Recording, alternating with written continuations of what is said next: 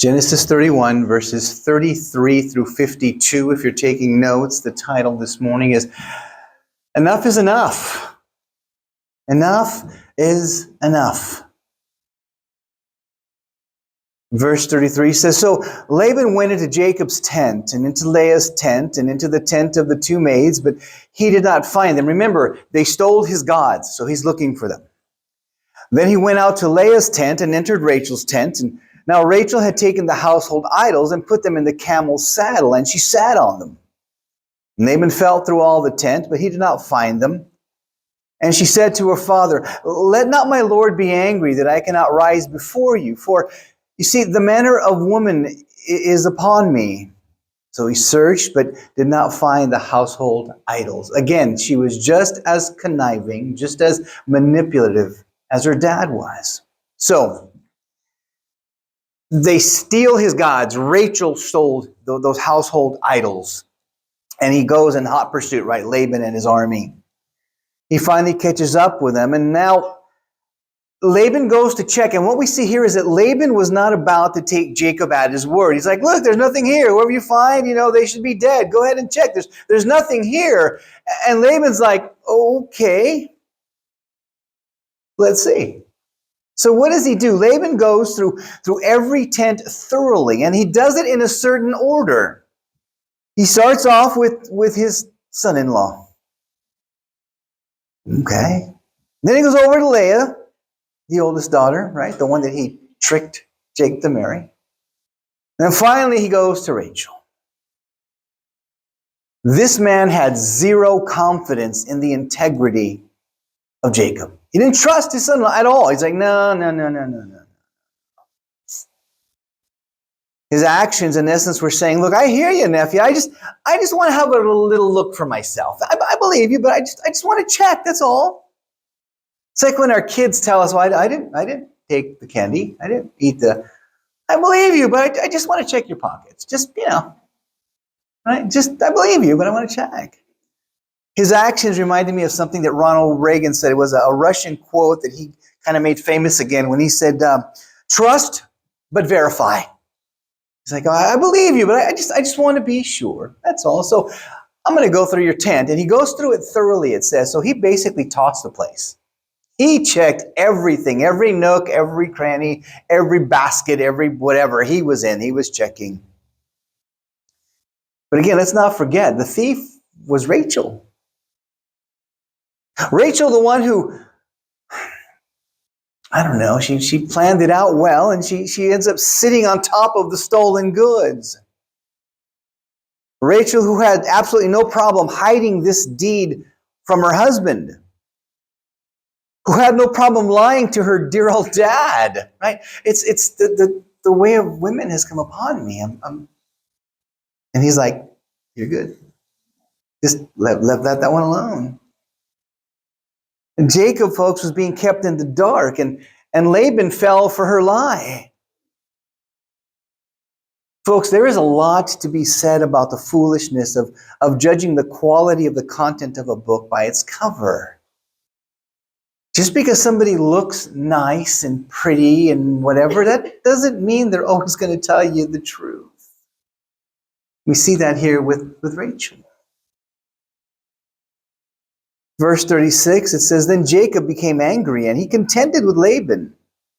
And Jacob answered and said to Laban, What is my transgression? What is my sin that you have hotly pursued me? Though you have felt through all my goods, what have you found of all your household goods? Set it here before my kinsmen and your kinsmen, that they may decide between the two of us. Uncle, enough is enough already. Literally, what it's saying in verse 36 is that Jacob got so mad that his face was burning red. You ever seen anybody get upset like that, where their veins are popping out and they're spitting, and it's just, That's where Jacob was. It was, this is enough. And then in that anger, in that rage, he's rebuking Laban at the top of his voice. Uncle, what have I done? What have I done? How do you justify me? How do you justify treating me like this? My family like this? Laban, how? Tell me. I want to know. Why did you chase me down like this? He'd had enough, folks. He was done. I'm not running anymore. I want to know, what did you find that justifies what you just did to me, Uncle? I want to know. And I'll tell you what, in front of all your folks, you're sitting here talking all big. Show it, bring it out right here. Your guys, my guys. Show them. Let's see it. Bring it. Produce it. That's where Jacob was now. Justify yourself, Uncle. Justify your actions. Give me the proof. And let these guys, all of them, let them decide if I'm really as bad as you say that I am. Am I that unscrupulous guy? Am I that thief? Is that me, Uncle? Prove it right now. Now's your chance. You got us all here. Let's see what you got. Let them judge if you're right in what you're doing. Jacob was done. He wasn't going to put up with it anymore. But here's the thing that got me as I was cheering Jacob on, right? As I'm studying, going, yeah, tell your uncle, let him know, give him what for. Jacob thought he was good. My family's good. Everything's fine. We've done nothing wrong. But folks, sometimes we may not even be aware of our own sins. We may not even be aware of the sins that are happening in our own camp. We think it's all good with our kids, with our grandkids, with our cousins, and it's really not.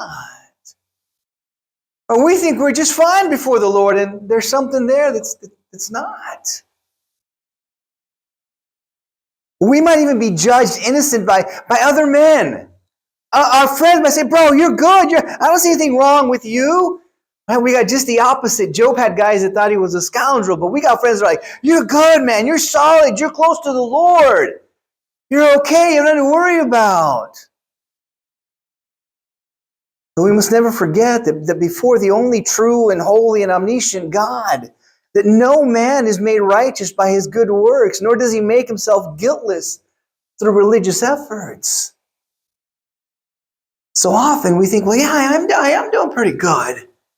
I get up early every morning. I read my Bible. I crack it open. I read my 5-10 chapters. I'm good. I pray for all those sinners out there that need Jesus more than me. I'm good. I have a tract in my wallet that I pull out whenever necessary. I'm doing all right. Yeah. Look at me, Lord. I'm proud of me. You should be proud of me too, right? We think we're so okay. But there's other stuff going on, and we're not okay, really. We forget that only God can make a man holy. Only God can declare a man righteous. Right? We're saved by grace through faith, not of works, right? So that no one can boast. We forget that. We start becoming works-oriented. Look what I can do. In case you've forgotten, Isaiah says that our best works are like filthy rags. Man. Again, only God can make a man holy or declare him righteous. And I believe that it's because of his intimate relationship with God that David, that awesome shepherd that became king, was given the presence of mind by God so that he would be able to pray these words. In Psalm 19 and verse 12, David prays, how can I know all the sins lurking in my heart? Cleanse me from my hidden faults. God, I don't know me like you know me. I don't know what's in there. Help me. I don't know. I mean, it's like, I remember when I was a kid, we lived out in a place called Prunedale, and when we were there, we'd go out and play and run in the grass and the bushes and the weeds, really. We were just out there. And we thought we were fine. We were good. Mom would say, take a bath. Before, we're okay. We don't smell that bad. Right? No, she'd take us and throw us in the tub, and she'd, clean us up. And then she'd start washing our hair, and she'd go, And we knew that was never good. What? She started pulling, and there was 2 or 3 little ticks, baby ticks in our hair, because we were out in the bushes, man. We were boys being boys, playing like boys. We thought we were good. But there were these hidden little ticks in there that we didn't know about. We thought we were fine. And that's how a lot of our lives are spiritually. We think we're okay. We think we're fine. But there's these little things that are there that if we're not careful, right, can cause us some pretty big damage if we're not careful about it.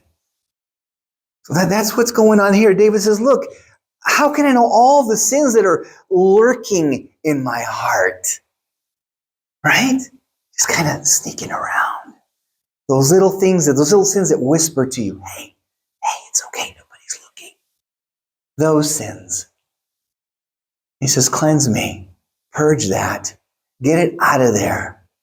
I remember in the fire department, there was these 4-inch hoses, or we'd probably get like a 2-inch, and we'd get it, and we would put the nozzle on, and then we would love to like have fights with a big thing, and hit each other with those things. Just wash everything. I mean, you're 18, you're 19, you don't know any better. Well, you do, but you don't care. But that's what was going on here. Purge, just clean it all out. Get it out. Whatever that mess is, get it out of me. That was David's prayer. I don't know what's in there. Lord, clean me up. Those words, that prayer, are the words in the prayer of a man who realizes the holiness of his God. A man who understands, or at least is beginning to get an idea of the depths of the depravity of his fallen nature. I don't even begin to know how awful and how bad I am, but you do, Lord. Cleanse me from these things. I might think I'm okay, but I'm not. Show me where I'm wrong. Get this out of me. I don't want it to be there anymore.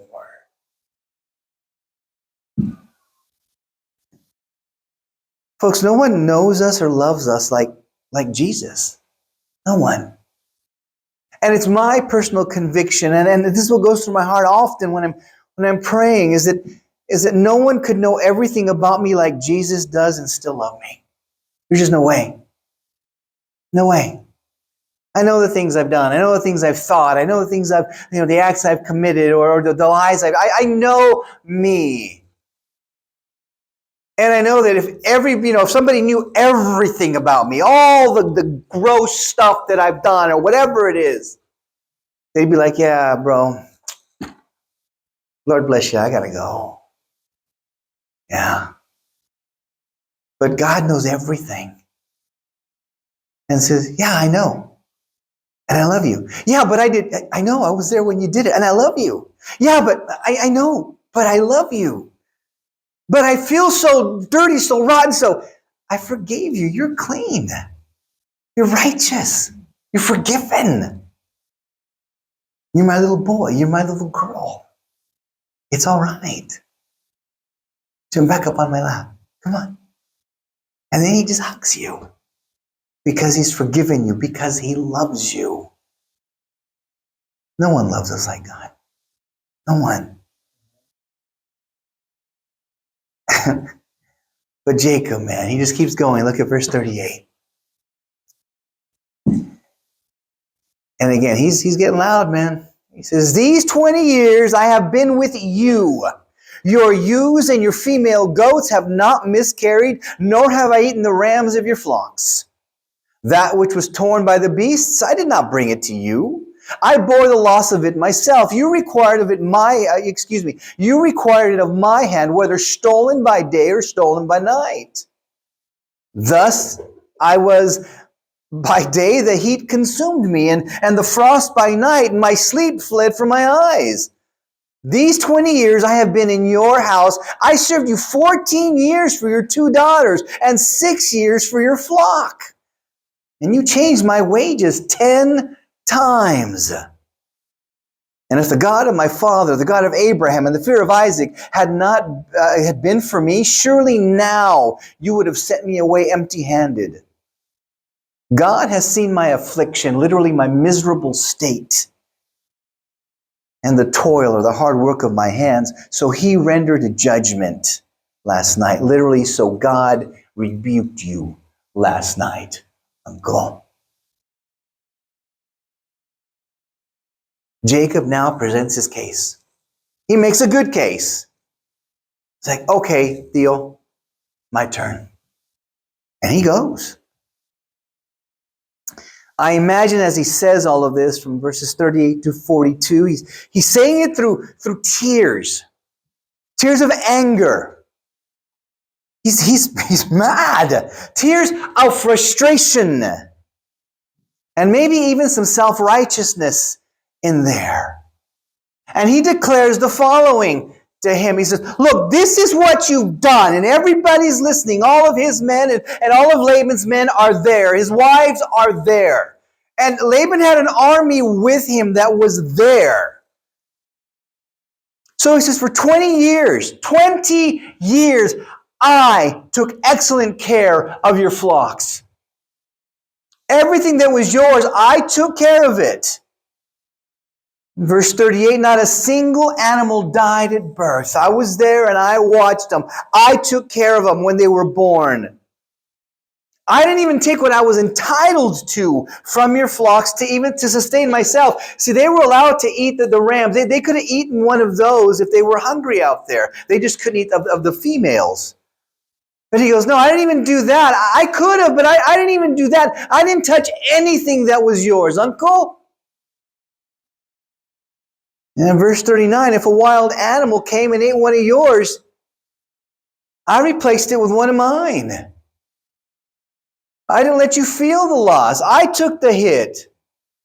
They came, and it happens, but I took care of it.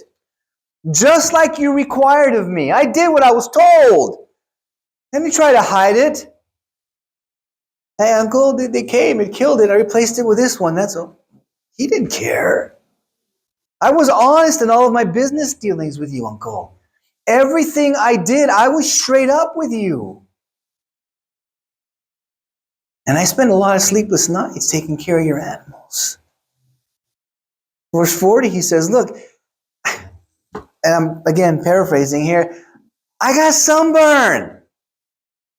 And it was cold outside.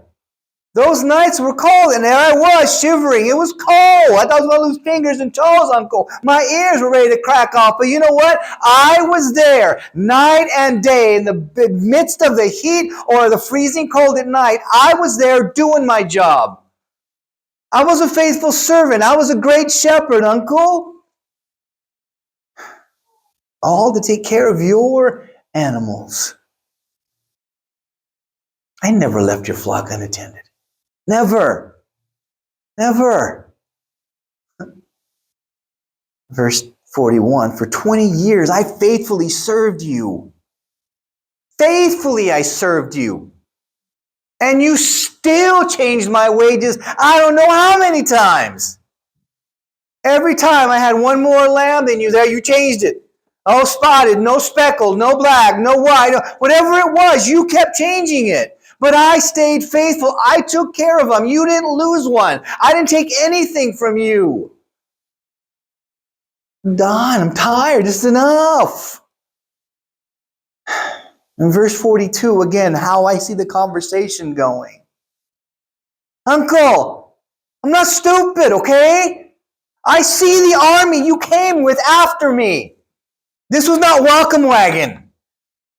You weren't going to throw a party for me. Uncle, you came to hurt me.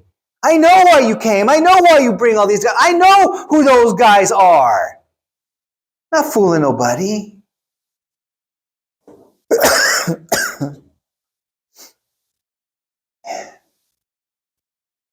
You and I both know that the only reason that I'm alive right now, Uncle, the only reason you didn't forcibly take what was rightfully mine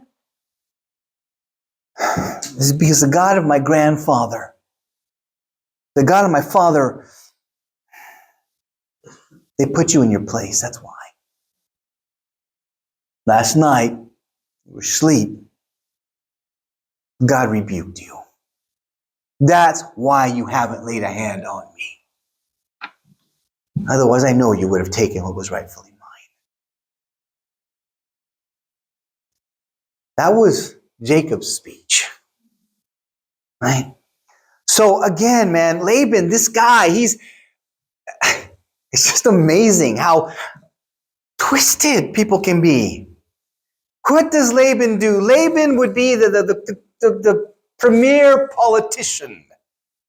He sees he is against the ropes. He understands he's been caught. He knows that he's not going to be able to win this debate.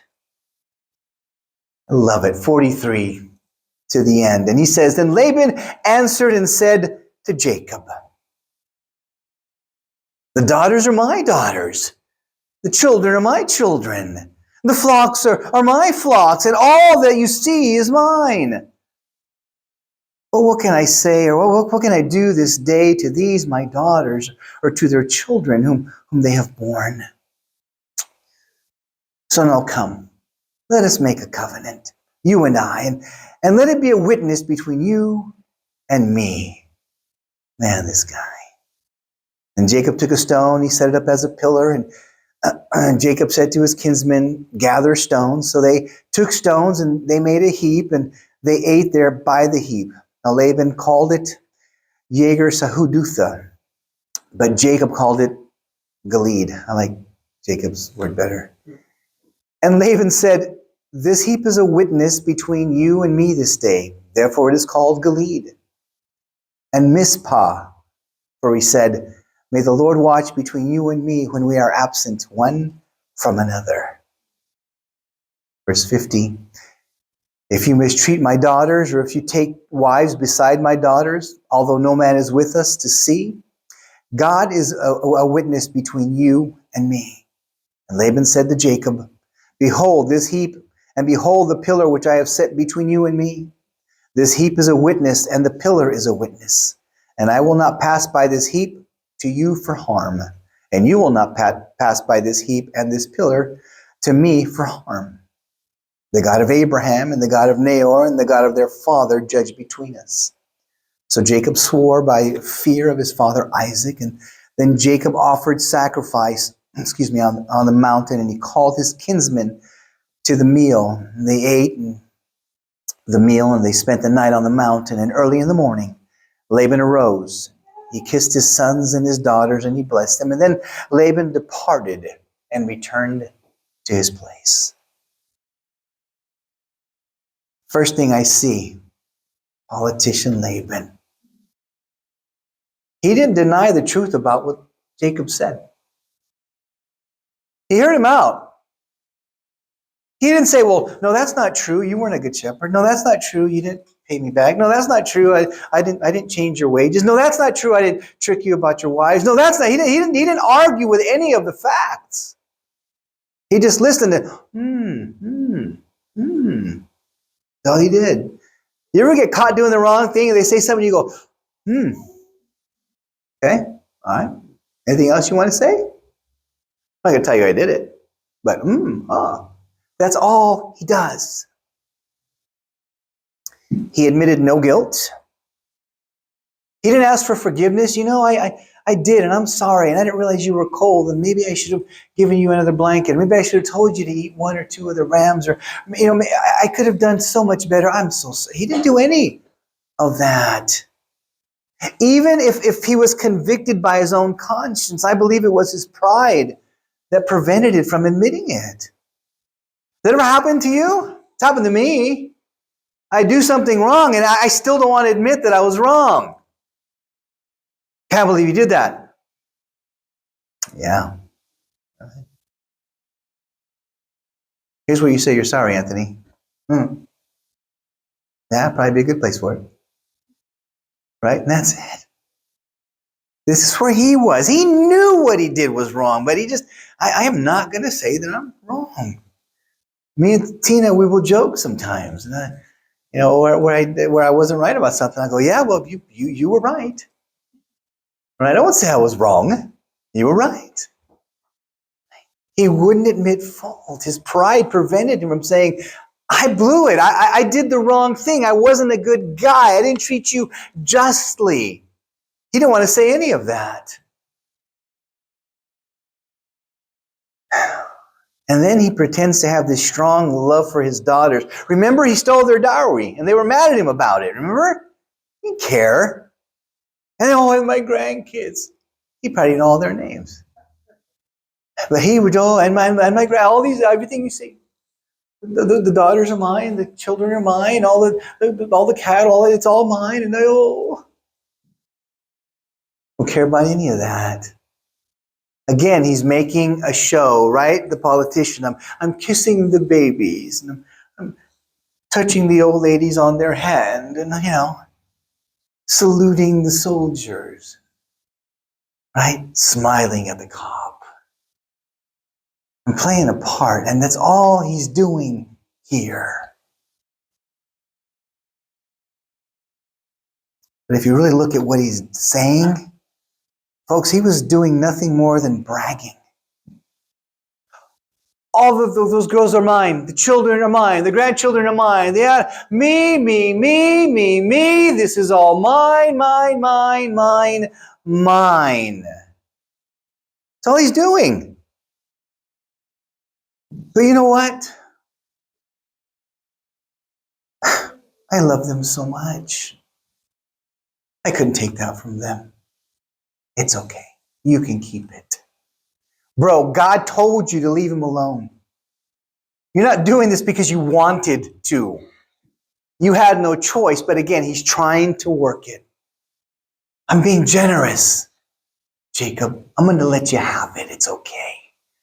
For my daughters, for their kids, for the grandkids, I'm going to let it go. He didn't have a choice. God told him, leave him alone.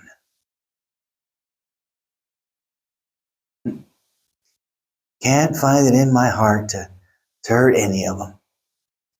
So keep it. It's okay. And then in verse 44, this is where his heart just comes out, realizing that he wasn't going to be able to win this argument, this debate. He does the best thing he can to take care of himself. I have an idea, nephew. Let's make a contract. I know that I can't deal with you, Abraham and Isaac's God, and then the terror, the fear of them. I can't deal with that. So you and me, nephew, listen, we're men here now. Let's have a discussion. We're going to make a contract, okay? We do this right, nephew. All right, uncle. What you got? And then he starts. 45 through 53, we see this, it's called the Mizpah. We've heard it, right? How many of us have ever seen that given to somebody like maybe like a girlfriend or a wife? Right? That coin, and it's cut in half, and the Lord watch between you and me while we are absent one for another. And we're like, oh my gosh, how much love. Wherever you go, the Lord will watch you. And wherever I am, the Lord will watch me, and he'll keep you safe. And we think that is so romantic. It ain't. It's not. But if you got one, how nice. But I'm just, let me tell you the history. Let me tell you what this means, okay? Here's what this Mizpah is, what this coin is about, okay, that people give now. It was a contract. And the reason and the condition of the contract, check this out. This is what he was saying with that Mizpah, with that contract. It says, one, the reason we're doing this is because I do not trust you and you do not trust me. We're going to start there. I don't trust you as far as I can throw you, and you don't trust me. Are we good? We're good. Okay, we understand that now. You see where the romance kind of goes out? Just right there. Yeah, I don't trust you. You don't trust me. Okay. So together, here's what we're going to do. We're going to ask God to keep an eye on you for me and on me for you. All right, God, I don't trust you. You're a scoundrel. I know you. So, Lord, watch him. Watch her. Okay, watch him. Watch her. Okay, and that's what they're saying here. Don't trust you. God has to watch you, and then he's going to watch me too. All right. Oh, and we also promise that we're not going to hurt each other. It's like, remember the kids in the car? I had a brother, so we would draw a line in the middle of the car, this imaginary wall. Don't cross that line. And if you cross the line, I can hit you because this is my side. And if I cross your side, you can hit me because that's your side. We had a line. It got to the point where my dad, our Mustang, had a bump in the middle. That was like Switzerland. Nope, everybody be there, you couldn't cross it.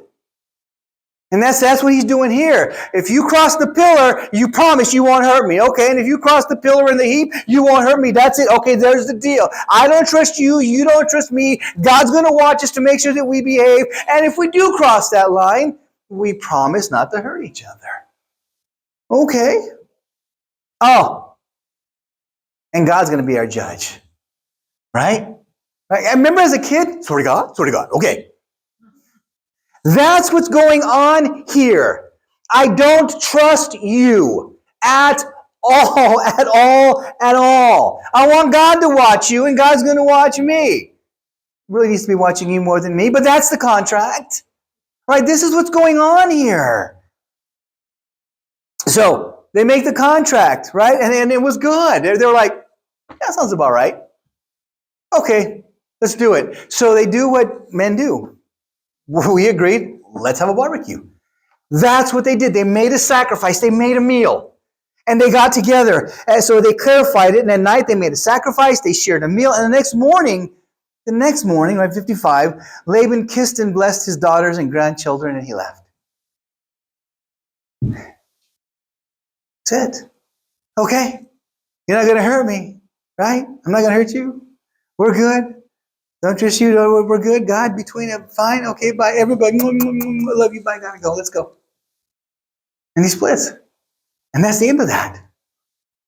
That's what happened here. Well, that's how this ended for these two men. So what can we take away from this? If we look at Romans 12:18, it says, if it's possible on your part, live at peace with everyone. And if people are nice, okay, I can live at peace with nice people. You ever have neighbors that just weren't all that great? Maybe you were the neighbor that wasn't all that great, right? So, if it is possible on your part, live at peace with everyone. Do what you can do. Be the good neighbor. Get along as much as you can. Please be that. Right? Remember, when we were first married and we were in an apartment, and then you'd hear the neighbor upstairs, or you'd hear, the ones who weren't supposed to have pets, you hear their dog, and you hear it. But it happens. But folks, when it's not possible, the wisest and the best thing for us to do is say, Lord, how do you want me to deal with this person, with this situation? You want me to live at peace with everyone as much as I can, but I'm doing my best and this isn't working. They don't want to work with me here. We can't find common ground for whatever reason. In instances like that, sometimes the best thing to do is just move on. We can't work together. Okay, all right. Now, you move on, but you don't do it out of hate. You don't do it to be mean. You do it because the relationship is becoming something that no longer honors God. That's all. I remember working in ministry with somebody that I just at first could not stand this person. God put a love in my heart for them, and it was great.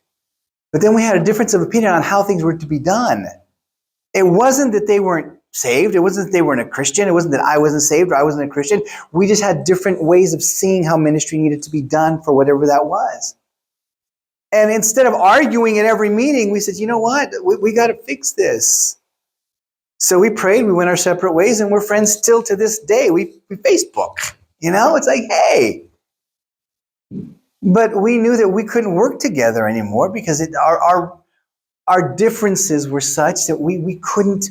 It wasn't honoring God, and people are going, are you mad? Do you hate him? Do you not? Oh. Folks, all of our relationships need to honor God. All of them. All of them. And as I was going over this, and believe me, I wanted to take this out of my notes more than once. But I couldn't. If you hear what I just said, this doesn't mean if you're having problems in your marriage that you should get a divorce. And if that's how you look at that part of the sermon that I just gave about this not getting along, then you need to repent and talk to God about that. Okay. That's a whole different area. If you're not working well with your coworker, that's one thing. With your wife or your husband, in a word, you're stuck. Okay. God says, what God has put together, let no man put asunder. Okay. I want to make that clear. This is not justification for saying, oh, I can throw in the towel. Anthony said it's cool. No, Anthony didn't say that. Okay. All right. Again, all of our relationships should honor God. And the only way that they're going to do that is if they're done God's way. From time to time, I will talk to couples who are like, hey, can you marry us? And I go, let's talk. Yeah, we've been dating for like 7 years. Awesome. So, tell me about yourselves. They go on and on and on and on and on. And by this time, either the Lord speaks to my heart or it's just obvious. I'm like going, so what's the living arrangement like? Oh, we live here. Okay, so that's your address. What's her address? Well, she's got the same address. Oh, well, let's talk about that, okay? Let's talk about you honoring her and you respecting her and oh. So can she go live with her mom or her dad? Or can you go live and let you guys? Well, no, we just think it's the right thing to do to get married. Yeah, but you got to honor her and you got to live your life in such a way that it gives an example to the others of what, oh. You think somebody else might marry us? Yeah, I think so. Because I know I won't. Right? Well, we need to do things God's way. Really, that's simple. I'm dating a non-Christian, but I'm going to bring them to the Lord. Chances are, and I've been a youth pastor for a long time before I was a senior pastor, and usually they end up lassoing you, Christian, and pulling you, because you figure, I can compromise just a little bit more and I'll bring them over. No. They end up just grabbing you and hog-tying you and taking you with them wherever they're going. It doesn't work like that. It's got to be done God's way. And what that means, it's done with love. It's done with respect. It's aligned and it's submitted to the standards that God gave us in His Word. That's it. Our relationships are governed by, what does the Bible say? It says, don't be unequally yoked. That's easy. That's pretty clear. What does that mean? Christians, don't date non-Christians. That's what that means. Simple enough. But they're so good looking. I read about Satan. He was like the best looking angel. Apparently could sing, right? Worship leader and all, right? So, hey, okay. Folks, my prayer is that the Lord will help us live a life that honors Him. No matter what we're doing, may it honor Him. Amen?